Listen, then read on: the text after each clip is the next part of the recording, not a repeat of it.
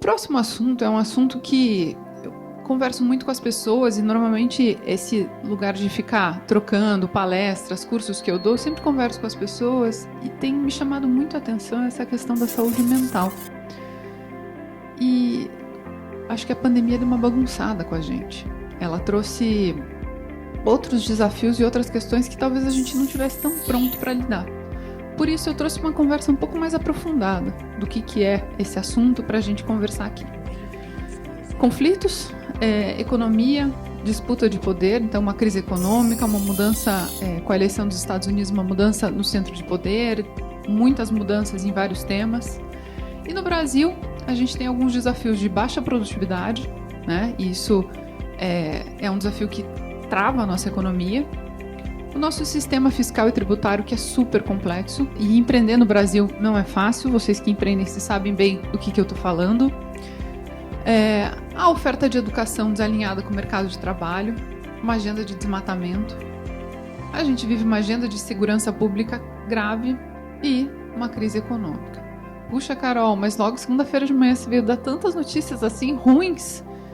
Eu acho que a gente tem que ler o cenário, porque crises também são oportunidades, mas a gente tem que estar sabendo o que está acontecendo no mundo. Porque a gente vai sentar com um cliente e a gente às vezes não está entendendo o que está acontecendo. E às vezes isso tudo aqui pode estar no fluxo de caixa dele que está mais difícil, ele pode estar com os clientes dele inadimplentes, por isso que ele não está comprando. E isso indiretamente impacta cada um de vocês. E aqui é uma outra coisa que também impacta a gente e que a gente tende a, não sei se negar, ou talvez a gente tende a menosprezar o impacto da tecnologia.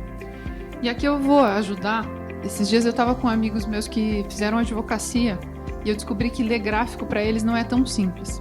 O que eu queria mostrar aqui nesse gráfico é que assim, essas são as ondas da inovação, aquela primeira revolução industrial, segunda revolução industrial, a chegada da internet, etc, etc. E o que eu quero que a gente olhe aqui, vocês veem essas curvas, né, coloridas, como elas vão ficando cada vez mais curtas, porque a mudança tecnológica se acelerou. Então antes levava 60 anos, começou a levar 50 anos para ter uma mudança, uma grande disrupção, e agora a gente está falando de um aspecto de 25 anos. E isso muda o nosso dia a dia. Antes, eu lembro quando eu comecei a trabalhar que eu tinha o e-mail. E eu era feliz, porque você chegava no trabalho, a primeira coisa que você fazia era ler o seu e-mail. Hoje em dia, você não saiu de casa, já chegou 15 WhatsApps. E esses WhatsApps, eles se misturaram com as demandas pessoais, profissionais e sem hora para você pegar e desligar. Ou seja, muda completamente a maneira como a gente se relaciona. O tempo. Às vezes a gente demora 1 hora para responder uma mensagem e a gente responde assim, desculpe pela demora. Então, isso muda completamente a nossa vida. E aqui, eu gosto de trazer um pouco, porque quando a gente fala nessa 4ª revolução industrial, a gente está muito acostumado a falar da inteligência artificial já. Mas a 4ª revolução industrial, ela envolve 12 tecnologias. E uma dessas tecnologias é a inteligência artificial. Outra delas, por exemplo, é a internet das coisas, que são os objetos nas nossas casas que são inteligentes, automação e robótica, a realidade virtual e a realidade aumentada, a impressão 3D, baterias que são capazes de durar muito mais, como as baterias dos carros elétricos.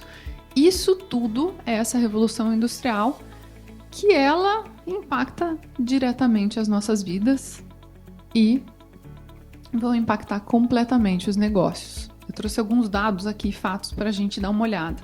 A gente vai ter um salto de produtividade por conta da tecnologia de 30% a 35% entre 2028 e 2033.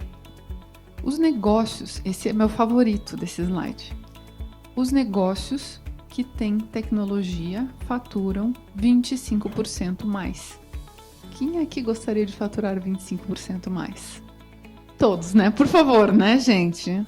Então, como que a gente... E aí tem um estudo que as mulheres são um pouquinho mais avessas às tecnologias. Isso é dado de estudo, tá? E que as mulheres inovam em negócios que são menos tecnológicos. Então, esse é um convite para a gente olhar a tecnologia como nosso aliado, na prática, tá? Então, fazer disso uma agenda prática para poder capturar esse valor mesmo. 65% das profissões de 2035 não existem hoje.